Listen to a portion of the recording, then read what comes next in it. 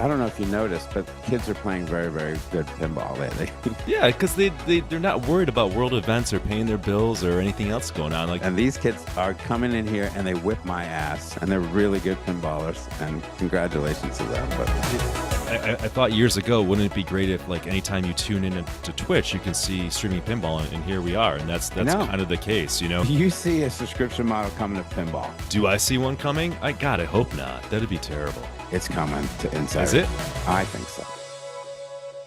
Hello and welcome to the Wormhole and our podcast called Wormhole Pinball Presents. I'm your host, Jamie Burchell, and today I am joined by a very special person from the great state of New York, Buffalo Pinball's own Nick Lane. Welcome back to the Wormhole, this time virtually, Nick. Yeah, thanks for having me. Yeah, you were here just a few months ago, right? Just a few months ago. Yeah. And you kind of got a behind the scenes tour, not only the Wormhole, but you got to see the vault. I got to see the vault. I felt special indeed. It was nice of Tim to give me the tour of that. So the vault is just a storage yeah. facility that we have. It's just a staging area that we're going to use, like a technical center, if you will, for the Wormhole and then for the museum coming up. Yep. So you guys have been publicly talking about the museum, because I didn't know. I was talking on my podcast. I didn't know if I could go into that. But, oh yeah, you can. Okay. We can go into it as much as possible. It's just a tease for everyone, because we're probably not going to open until the end of 2026 or 2020. Yeah, but no, I get it. Cool. Yeah, it's. What do you think about what we have going on here in Houston? I love it. I mean, you know, I need to spend more time in Houston. I think one thing I really like about you guys is that I sense a lot of passion, right? And it's always fun to be around people who are passionate about something, and they're good people. It's fun to be around that kind of energy, and that's exactly what I experienced there. So it was cool. It was cool to say the least. Yeah, thanks, man. Yeah, we're addicted, dude. You know, I say Tim is a really, really great cult leader, and he's got us just flat out addicted over here. So I was going to end the podcast with this, but I want to give you a quick thank you to you and Buffalo Pinball crew, if that's all right. I'm going to kick your ass right off the bat, calm you down, and then we'll go into the questions. But when you guys really, really supported Wormhole Pinball in the beginning, when no one knew who the hell we were, right? Every raid you gave us on Monday night, we were on absolute cloud nine. We'd go from like 8 viewers of people in our league to like 58. And we were just so nervous not to fuck it up and lose those viewers. But it really motivated us to get better equipment, better sound, rig, setup, everything. So thanks again, Nick. It meant a lot. And you got to kind of see the rig stuff that we got going on here. It's impressive, to say the least. Yeah. Yeah, no, happy to do what we can to help, and I'm glad it worked out, and I'm glad to see where you guys are at. Well, you know, thank you very much. As always, these interviews are very, very, very informal. Just two people sitting back bullshit. And so let's talk about how Buffalo Pinball started, and how'd you meet Kevin Main, and how'd you guys decide to start streaming, all that crap? Yeah, so officially it started in 2013. I think that's when the website went up. I had the first quote-unquote official, actually not even quotes, official tournament in April 2013 in the house I was living in at the time. People even brought games to my house, and that is the first IFPA pinball tournament that I'm aware of in Buffalo, because there was nothing before that. There wasn't a scene, and that was just me being a guy who moved to Buffalo in January 2011. Bought an Ironman pinball machine. 3 months later, I was down at my first pinball tournament in Pinburgh in 2011, and just looking at the competitive scene and saying, I want that in Buffalo. All right, so it took me a couple years to get there. So the first tournament was in April 2013. First league was in fall 2013. And how I met Kevin is maybe like a year prior to that. There was a Western New York coin-op collector Facebook page, I believe, and I had met some other folks in the community, got into that group, and what I noticed is that everybody was pretty open and friendly, and they would open up their collections to maybe parties or events. So I had ordered an AC/DC Pro. I said, look, I'm going to unbox it. Anybody who's welcome to come over and play that. Kevin showed up, and hit it off with Kevin, pretty much like-minded, and yeah, just started talking to him. We both worked at the university at the same time period, even though in different departments. Kevin and I would go and grab lunch. We'd get tacos on a weekly basis, and then you know, formed that friendship. Kevin grew the league, and then yeah, and here we are with so much going on. Any past stream that, like, when did you decide to stream? Like, what was your first tournament? Do you remember? Or So the streaming of Brody even pinball, the origin of that, our first stream was, I think, late January 2015 or early February 2015, and at the time, the only people that were streaming was the Papa folks and Jack Danger. They were the only right? ones who were doing that. Um, the reason we got into streaming, I mean, we always thought it was like, oh, it's cool to stream a tournament, but a couple months prior to that, we were doing a local event called, how do I pinball, or I think we called How Do I Pinball, and it was in person, and we're always been about how can we help introduce pinball to people, how can we make it accessible. We did a nice, we brought a TV down there, we might even had like a PowerPoint showing people skills, and somebody wrote to the group event on Facebook, said, wish I could be there in person to see this. And I remember talking to Kevin, it's like, well, why don't we just do a stream, right? Like, this doesn't have to be in person to show Yeah. people how to play pinball. So that was the goal, and that was the format from the beginning. Was, different week we would have a different guest on to make it interesting, but really it was the tutorial in the beginning, and we just wanted to show people how to play pinball and how to play a different game every week. And like this, we kept it casual. I mean, we always had our friends on, and there's people that have been tuning in since 2015 that still tune in today, and got to meet them and know them. It's absolutely remarkable. Yeah, I mean, it is remarkable if you think about it. Just from a little idea, an acorn grows this, Buffalo Pinball. And it's fantastic. Congratulations. Thank you. What do you think of the current streaming landscape? There's a lot of us now. There's a lot, and that's awesome. I mean, I thought years ago, wouldn't it be great if, like, anytime you tune in to Twitch, you can see streaming pinball, and here we are, and that's kind of the case, and I don't feel a need to stream pinball anymore. I mean, that my need to do that and to kind of evangelize pinball and to show off pinball and to get people into it. It's like I don't need to do that. Like, there's everybody else's. It's great. Yeah. So we've definitely backed off from it. We're going to be doing a bro show on Elton John on Friday, but we've gotten really busy. There's so much streams out there. There's not this need anymore per se, but we do it when we're free and there's like a new game where we're excited to show something off. The need is that we miss you, right? That's the need. And now I get it. Life gets in the way, right? I'm at a point in my life where I'm really busy at work. So this is hard as well, but I still have the passion for it, right? I still love it. So, Yeah. but the need for you is there. It's just, do you have the time? It's the time. I mean, I wish I had an exact count, Jamie, but we had it.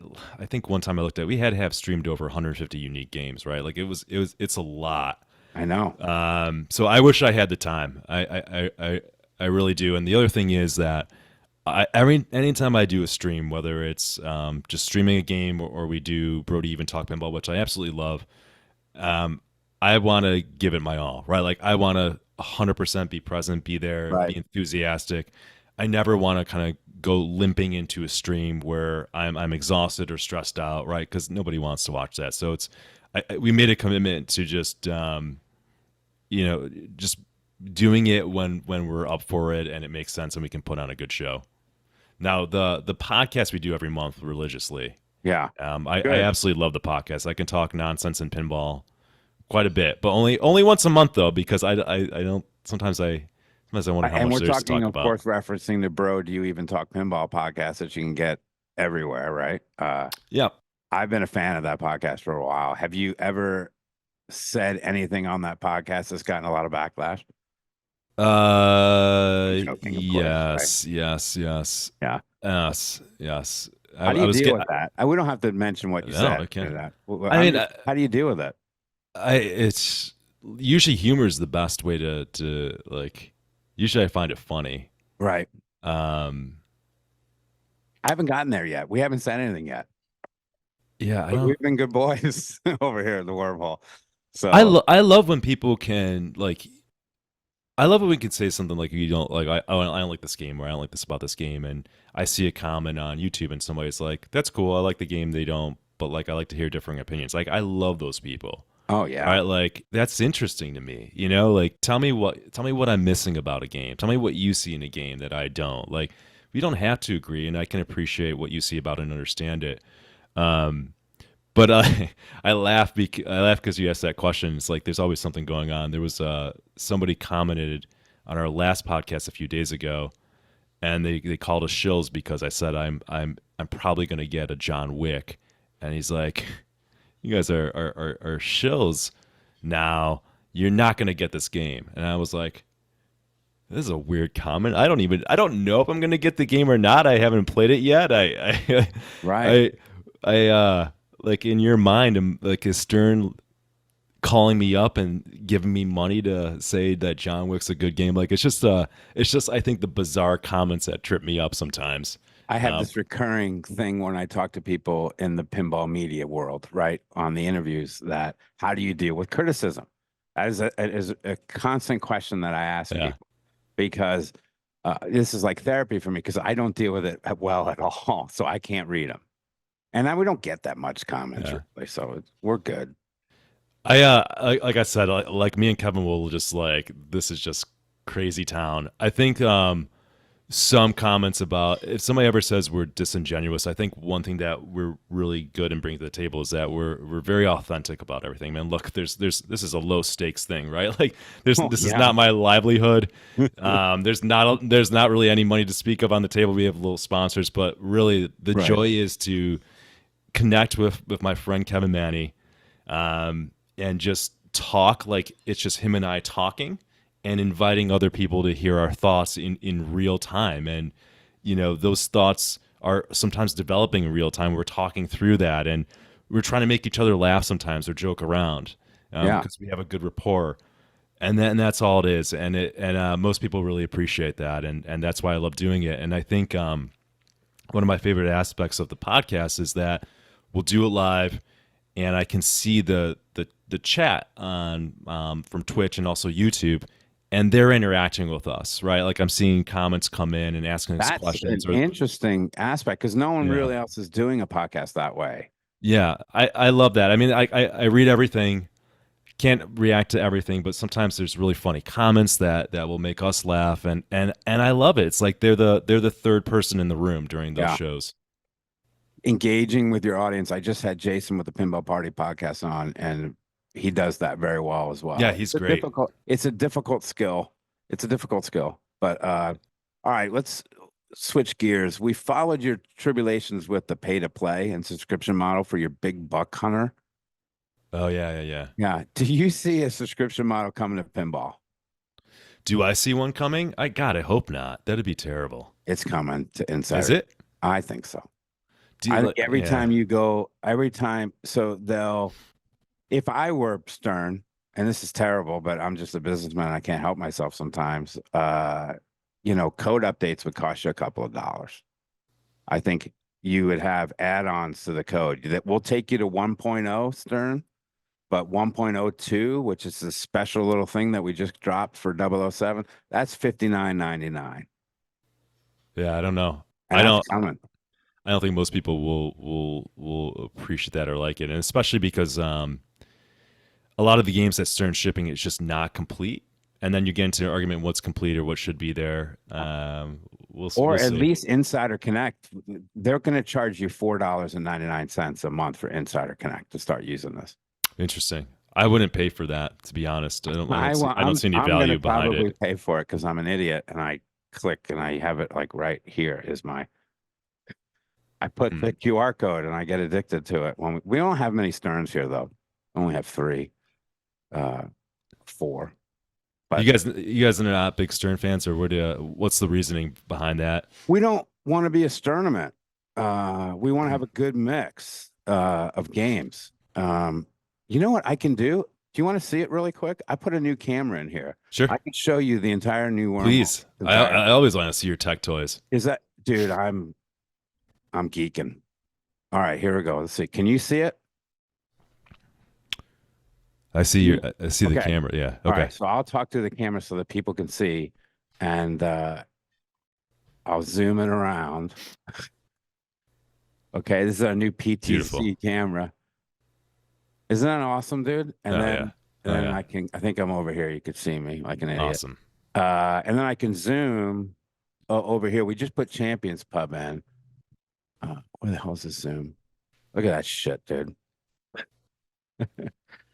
I mean, is that shit amazing? I don't know. That's perfect. What more do you want? Yeah, that's awesome. I mean, and then I got the back camera all set. So I've got the thing locked in. I appreciate that you guys. One quality I like is people who don't mess around. You guys don't mess around. You either do it or you don't.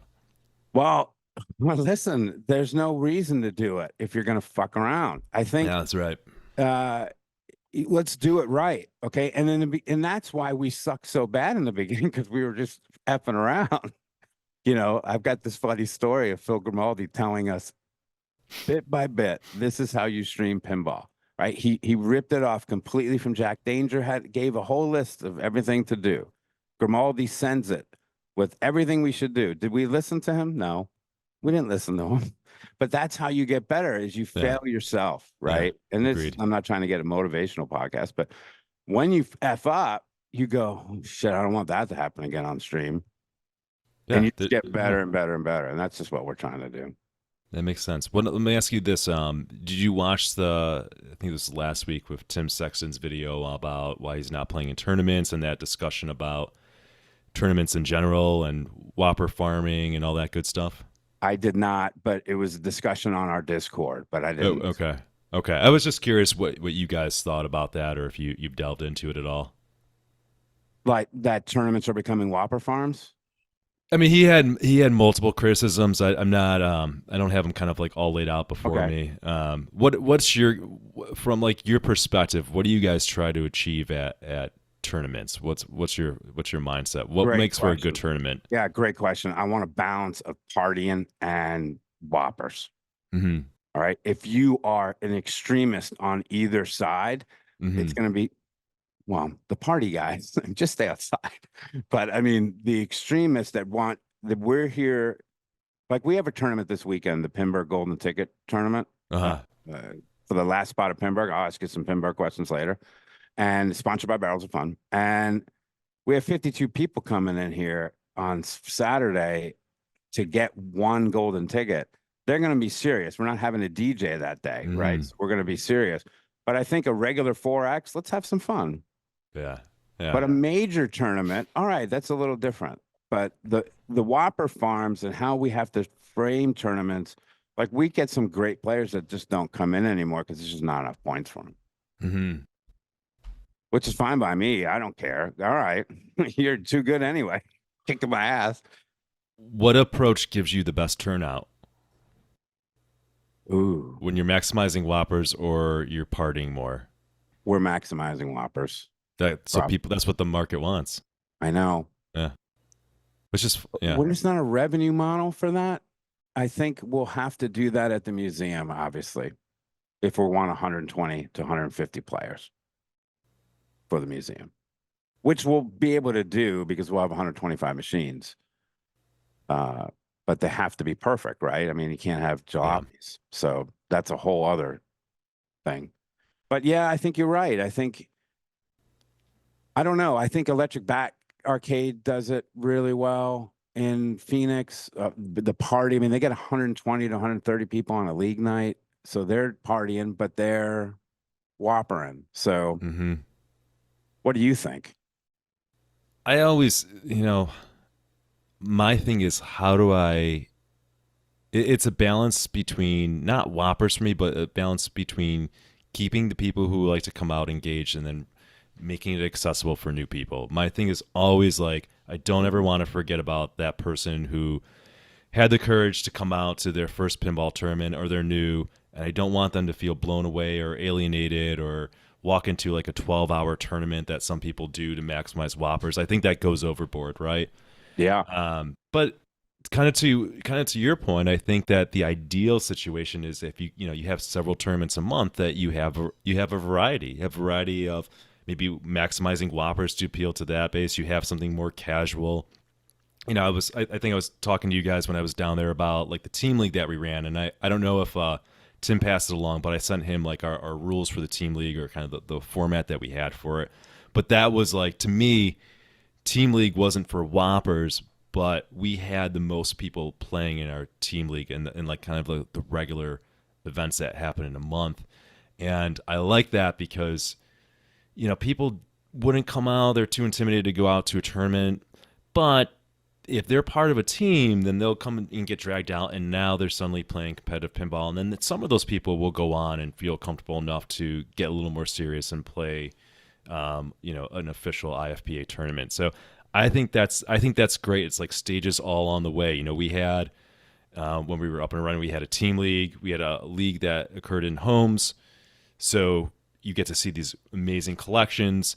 And then we would do maybe like a larger monthly tournament where, honestly, like we have like 4 hours of match play. I think that's the max for match play that I would run. It's like you don't want to burn people out. Yeah. And then the people who qualify, well, they're mentally they're going to be there all day anyways. Those people are fine. They're all in. Yeah, they're playing all in. 18 and 36. They know they're playing another 36. Exactly. So I think that's the blend. But I've never tried to maximize whoppers ever. And anytime that I don't play in tournaments as much anymore. I just don't get the chance.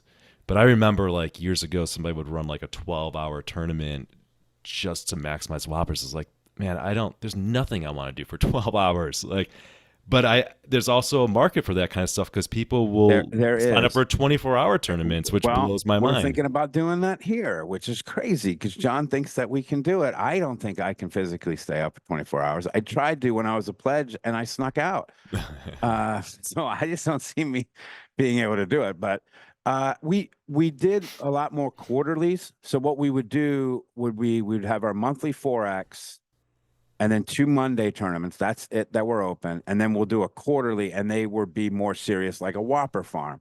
And we did it in like August here.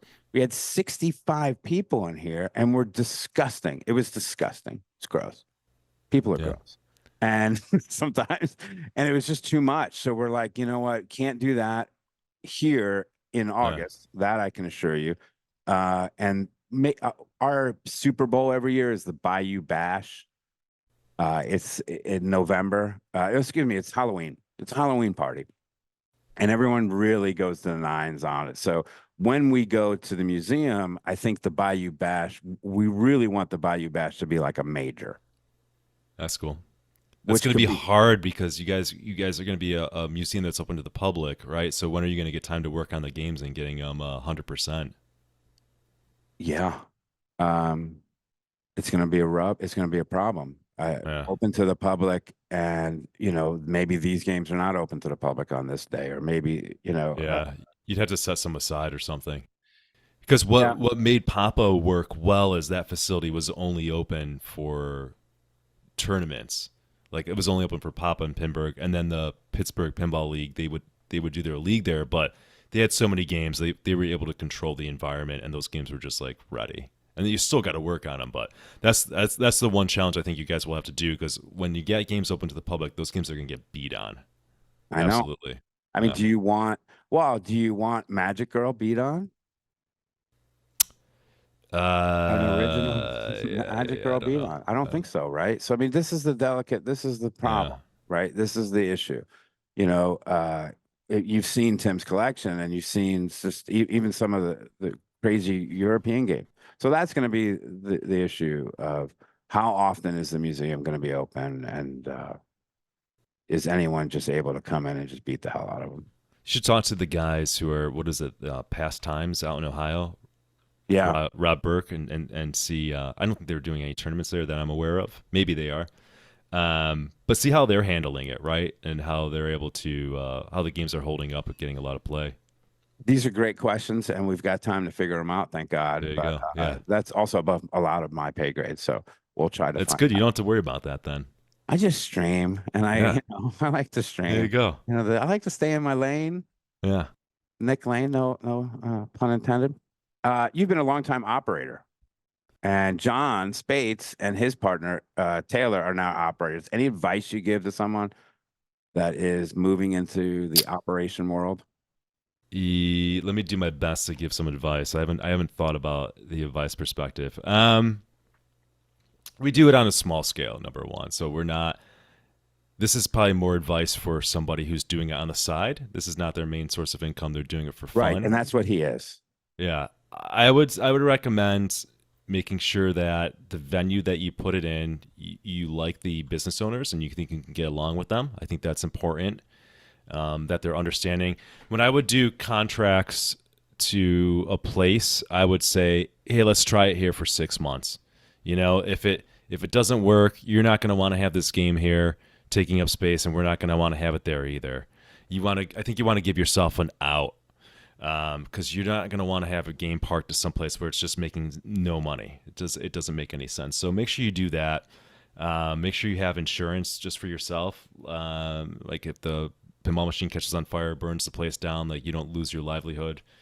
Um, we do contracts. We're pretty serious about it in terms of just being professionals and good communication. And then make sure you at least do a 75-25 split minimum.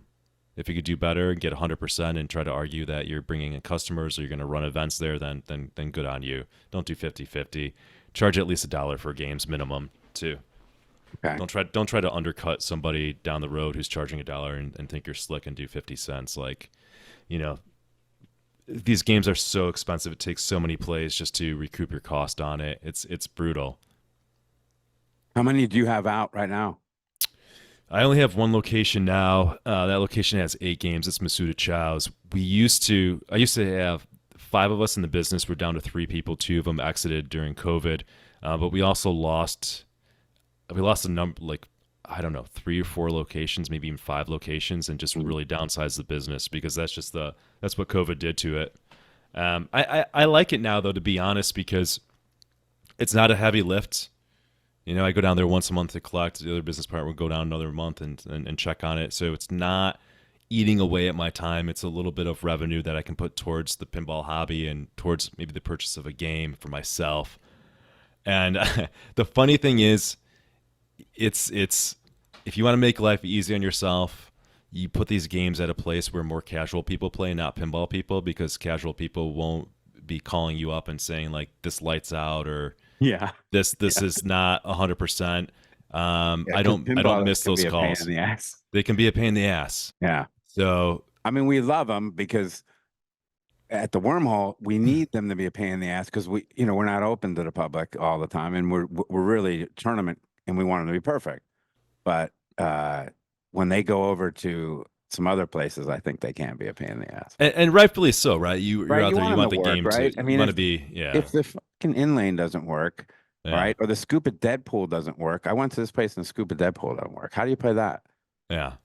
Yeah. That's tough. I think what you want to do, if you're going to have pinball people, then you want to make that a place where you're having leagues and tournaments, and you're like, all right, I'm really going to pay attention to this place, and I'm really going to drive pinball people there. You don't want to fall in that middle ground. It's like pick one extreme or the other. That's a good call. You're tell us a little bit about the pinball collective that you guys are working on. What was, we should have talked about that right after. See, that's why I'm not a good podcaster. I could have segued right after the Wormhole into your collective, but I didn't. I'm kind of being tight-lipped about it because Okay. I am doing something that is, maybe there's something like this out there, but I'm leaning in one direction where most people aren't doing right now, and I'm pretty excited about that. So I would love to come back and we can talk about that more. I would love it. Or show the space off. I have something too that we're working on that I can't talk about. Yeah. So I'm hoping, and Jimmy, I'm hoping like end of fall. Okay. I think we'll be up and running. Our surprise is up around then too. Yeah.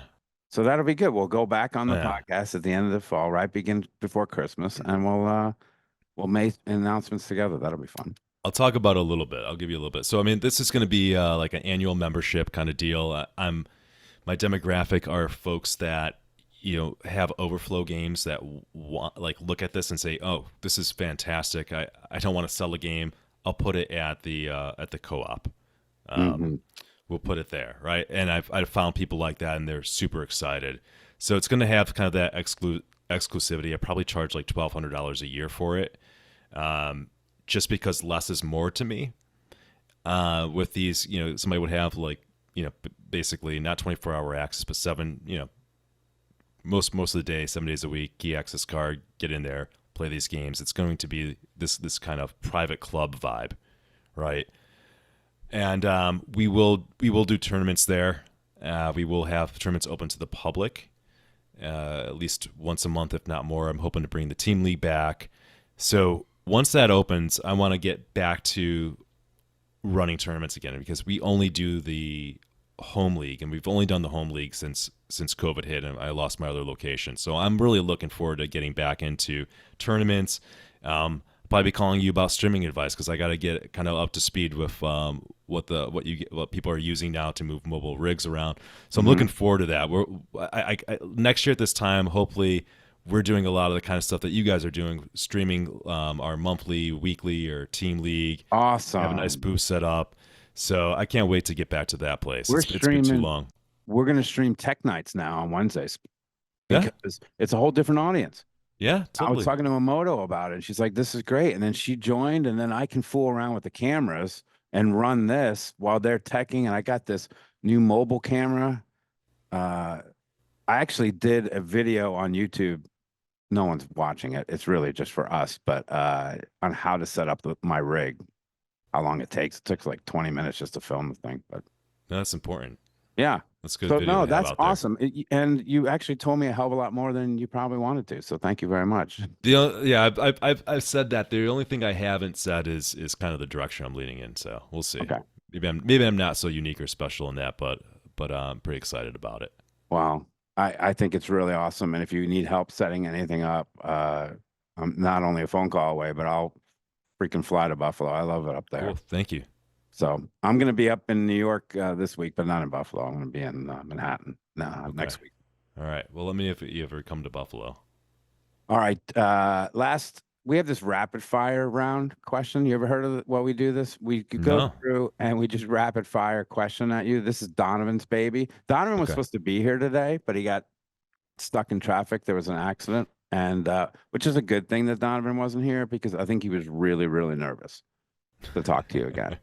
We were on the stream together when I was down I know, there. but he got nervous. He gets nervous. Donovan Okay. has 3 fanboys, Rachel and Kale of Electric Backcast. Okay. He was tongue tied during that podcast, and you. So he was very worried. And so it worked out that he's not here, because Does Donovan get upset that I don't like American pinball games? no, but Donovan got a big kick out of you playing Galactic Tank Force. Yeah, I saw that. Yeah, that's great. He's like, "This is great. I'm gonna put this up."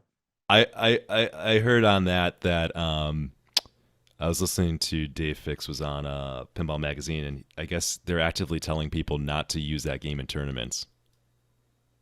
I've never heard a manufacturer say, Yeah. "Don't use our game in a tournament. It will break."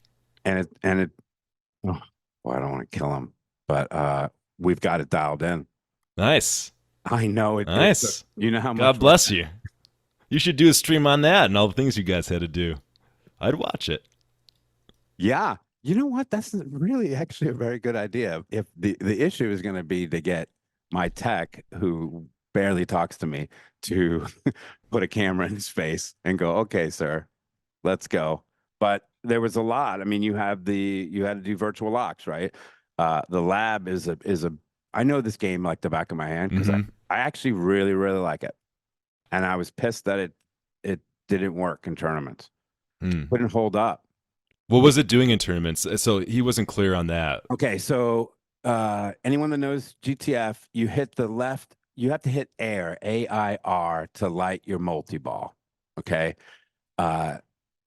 you don't really want to hit the dude in the middle. If you're hitting the dude in the middle, you're not going to win anything in the tournament, right? It's too dangerous. So you're going to try to light air and you're going to hit mode shots. Sometimes the mode shot doesn't work, but it's fine. What really doesn't work is the lab shot in the back of the thing. I should almost even zoom into the fucking thing and show people. But it's the lab shot. The lab shot is sucks it all the way up into the multi-ball. And there is a huge magnet in the back that the orbit hits, then drops it into the lab. Sometimes the magnet doesn't work. It's a big ass magnet too. And then sometimes the air, when you drop it into the lab shot, it doesn't suck it all the way up. It just sits there fucking bouncing. Right. And then sometimes it would go all the way up and it wouldn't register. That is, and then it does a ball search. And that is a code update. So to be fair to David Fix, David came up to me. He saw me wearing the Wormhole shirt at TPF and he goes, hey, how's Galactic Tank Force? And I'm like, well, he goes, it's all going to be fixed in the new code update. So it's a software issue then. It was a major software issue. They also had major problems in between the scene cutting. Like you would go from this Empress lady to somebody else and go, like 30 seconds. Yeah. But they fixed that. The shooter rod has issues. We had to sand down the shooter rod. Even the shooter rod didn't really work properly, but we fixed that. We were really working with Maurice, but he apparently doesn't work there anymore. So when are you guys getting the barbecue game? No, I don't see that happen. Unless Christine wants to buy it. Christine bought this machine, so she gets a lot of shit from us. You know what is really funny? One of our guys came up to me and I was playing it the other day and he goes, out of all the machines here, this one costs the most. GTF? Yeah. Yeah. It looks nice. It does look nice. It looks nice. Yeah. It does. They sent the wrong screws. Did I tell you that? No.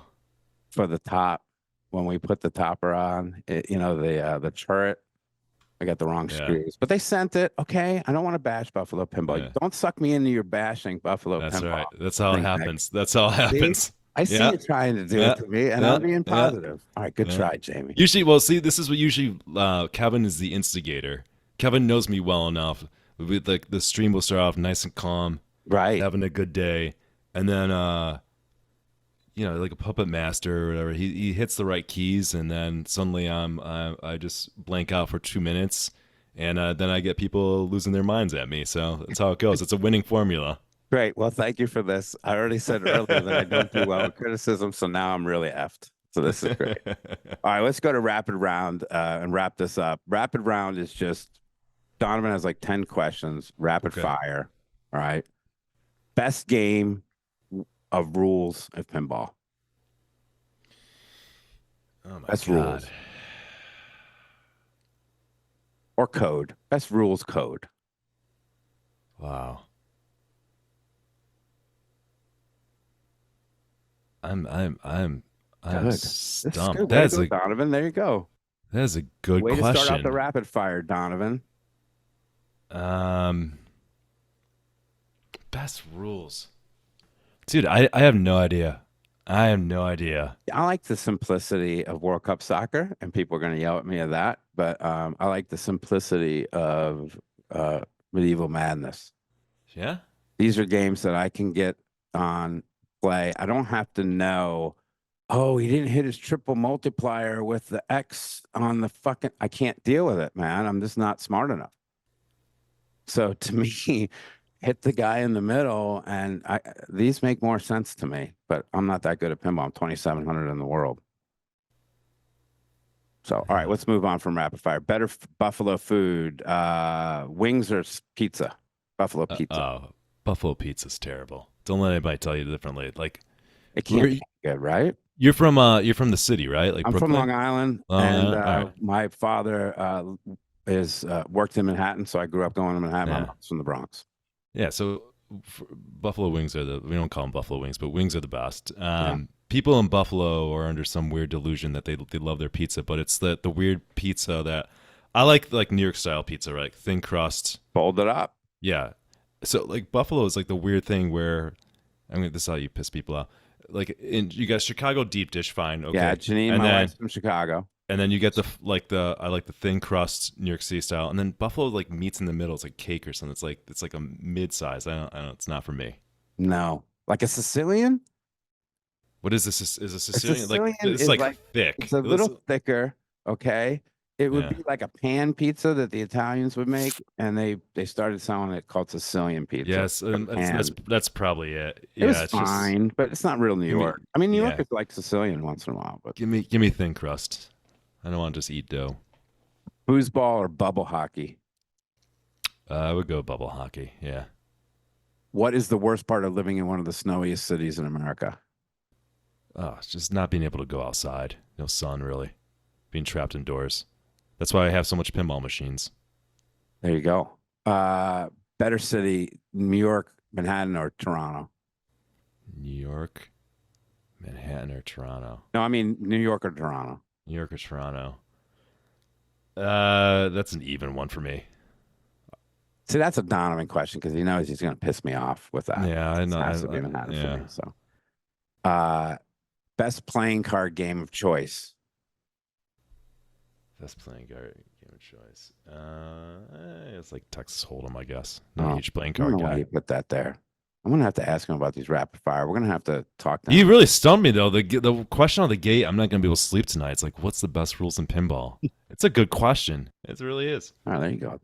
Better reason to visit Texas, TPF or the Wormhole. Oh man, wormhole. Thank you, sir. Nick Lane is playing in the finals for Pinburgh. You can choose any game for the final match. What are you picking? Last one. I'll leave out on that one.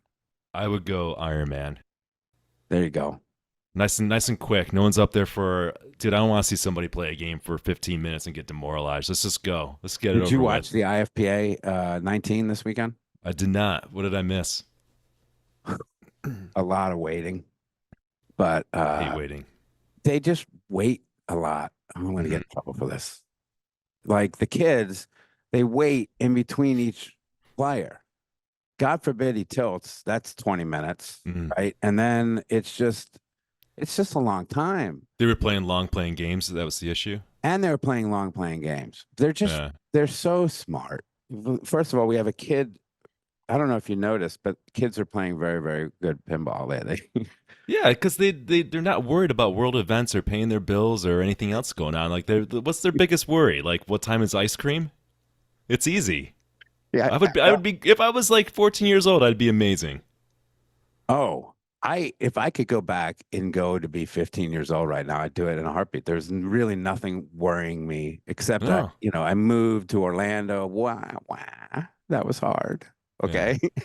I mean, life is fucking hard, man. And these kids are coming in here and they whip my ass and they're really good pinballers and congratulations to them. But they can play these games. Like, so we have this tournament this weekend. I'm shifting, but we've got this major tournament, Barrels of Fun, Pinburgh, Golden. We've got Bonsai Run, right? And this is what the pros do. So Bonsai Run, I don't know if you're familiar with it, but you light your riders and then you can go up top, Pat Lawler, beautiful. Well, they light one rider, which they can do off the skill set. They'll light the green dude, and then they won't hit the green dude when they go up top ever. And they'll just keep going up top, and then they'll get the stunt, and then they'll just do it again. And that's the game. But they can play that for 30 minutes on one ball almost. I mean, it's just unbelievable. Yeah. And so what do? Well, we're trying to do everything we can. We're doing this and we're not lighting lock and we're not doing that, but they'll still get around it because they're that good. And so we bust their balls a little, but in the serious tournament, you just leave. You just walk out the door for a little bit. I hate long playing games in tournaments. I despise them at this point. Yeah, we got to fix them tonight.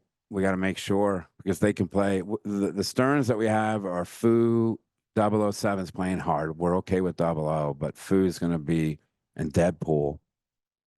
They can play those for a long time. Well, what do you guys do to make them harder? Well, you got to take all the rubbers off. Yeah.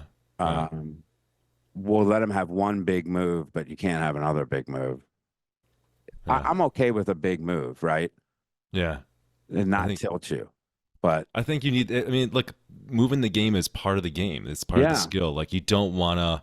I don't like when games have. I don't like when they set up in tournaments where you cannot touch the game. That's too much. That's too much. it is Now too being much. skillful, being able to move the game and not get a warning, that's an art, and that's a thing that you can get good at and should be rewarded. But yeah, I'm with you. It's tough. And some of the ones behind me, like Cosmic Princess, that's a Stern Australian. We just streamed that. They can play that forever, Huh. forever. Because that's just left spinner all day. So we got to figure out what to do with that tonight. So it's stressful because, we got Robert Byers and Wesley John. I mean, I can name all these Texans that are coming. Garrett Shahan, they're going to come and kick our butt. So There's only so much you can do. what do you like tournament wise? 7-5-3-1? Is that your favorite?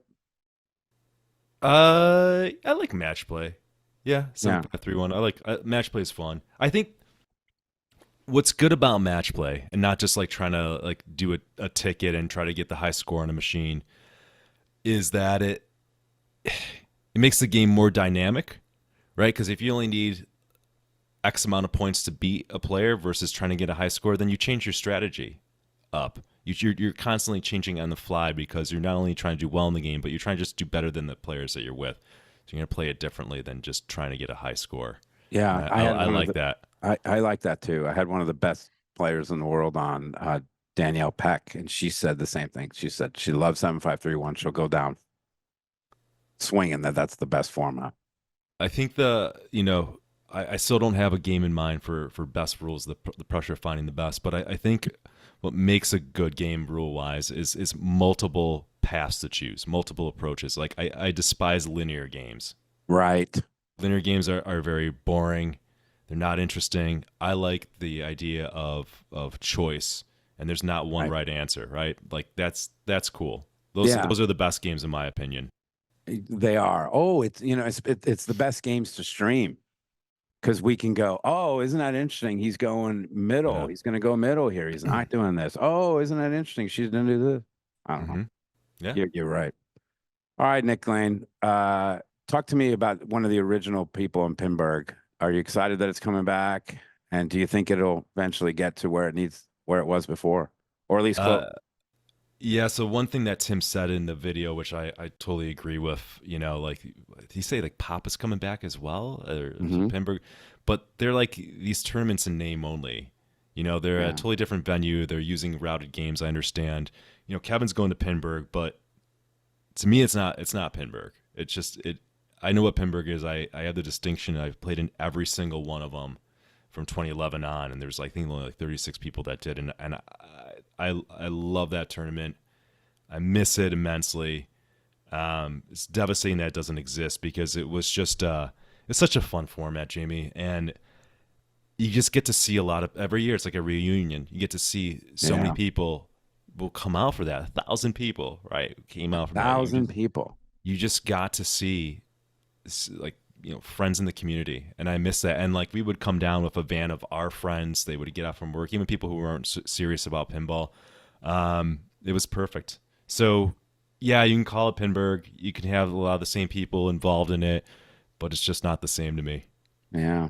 Well, can it get to where it needs to be? I don't know, man. I don't know how. I don't really know how it fell apart. It's such a bummer because they used dedicated games. I mean, those games that they used were just for Pinburgh, just for Papa. And that's what you kind of need to really run a good tournament. It's an immense project to pull off.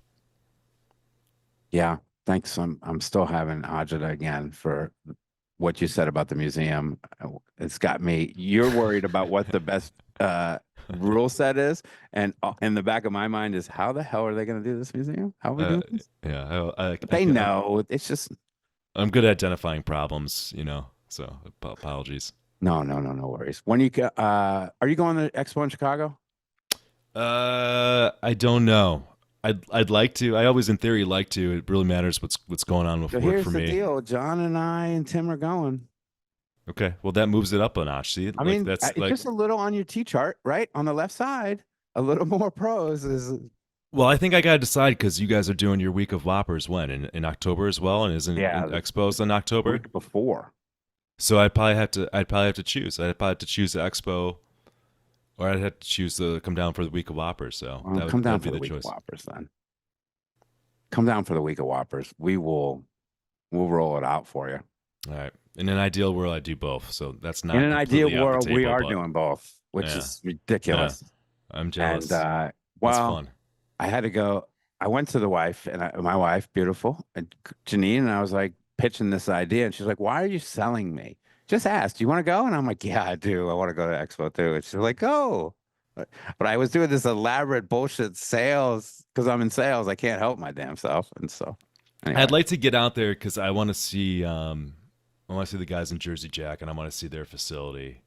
It'd be yeah, cool I'd to like do to do that as that well. tour. Yeah, I've never done the Stern tour, especially, and they got their new building or newish building, so I'd love to do that. So, yeah, man, if I don't make one of those happen, I'd be super bummed. So I'll Well, we see. got to get you I back think to I'll see you Houston. guys in one way, shape, or the Yeah, other. yeah, definitely, definitely. All right, Nick, thank you so much. When's your Yeah. next podcast? And did you already record, bro? The newest, bro? So we do everything live, for Oh, better, that's right. which is Yeah, amazing. I don't get myself into more trouble, but so we're gonna stream Elton John on this Friday the 14th, and then I think our next podcast is gonna be Saturday the 29th. So one thing I will plug is we stream on both Twitch and YouTube. And we do it live. You usually do a podcast once a month. It's usually on a Saturday. It's usually at 11 a.m. And we got giveaways. So we usually give away a set of pin stadiums or flipping outs, giving away stuff. So people who watch live can enter into that. We love giving stuff away. So there's an incentive. awesome. Well, there you go. On Twitch, / Buffalo Pinball, YouTube, same thing. There you go. All right, Nick, thanks so much, dude. I really, really appreciate you spending the time. I got you out of here almost an hour. Sorry. That was fun. It flew by. I enjoyed it. You stumped me too. That I'll was a wrestle with Donovan. that. Donovan. You will get a random text 3 months from now, and I'll send you my answer after I Rush, agonize over goddammit. it. It's Yeah. Rush. You'll wake up in the middle of the night with a sweat. Yeah. Rush. It will come to me. Just a matter of when. All right, brother. Thanks so much again. All Appreciate right. it. I'll see you. Thank you so much, Nick Lane. I really appreciate it. I have so much work to do tonight on the tech stream and to get ready for the Pinburgh Golden Ticket Tournament sponsored by Barrels of Fun. So this outro is going to be a little short. We do have that event. It is a 2-day event. It is starting this Saturday. Doors open 8:30 for registration. Games turn on at 9 o'clock for practice. Announcements at 10. 52 players, 10 rounds, 2 games each round. 7-5-3-1. Let's go. We're going to stream that in its entirety on Wormhole Pinball twitch.tv / Wormhole Pinball. On Sunday, we're going to have 8 players with a bye, 16 additional players for the playoffs. Really great players. I'll post the hold on. On Sunday, we have 8 players with a bye and 16 additional players for the playoffs. We're going to be streaming the event again in its entirety. We got more batteries, more cameras. I got a roving cam. The room is covered with cameras, and we're going to be streaming live again on Twitch as well. Please come watch it. It's going to be an amazing production. I put a lot of work into it, and I really appreciate the views, likes, subscriptions, all that crap. Tech Night in the Wormhole last week was good success stream, and we're going to do it again tonight. So today's Wednesday. I'm not going to have this podcast up till Thursday, but tune in on Wednesdays when we're doing the live Tech Night. It is really gives me and John a chance to fool me a chance to fool with the cameras, and John a chance to engage with other techs across the internet. So I like to end each podcast with a little feel-good story. Do you mind if I do one more? Let's do one more. When I was joking with Nick that when we started the stream, we were terrible. I've said this before. Phil gave me everything to buy. I said it earlier. But when we started getting better, we were really given a really great opportunity by Phil Grimaldi, Elizabeth Dronay, Kyle McAlpine, and all of the execs, you will, of TPF gave us a chance to stream the 2022 TPF Classics and Wizards. We had 200 followers.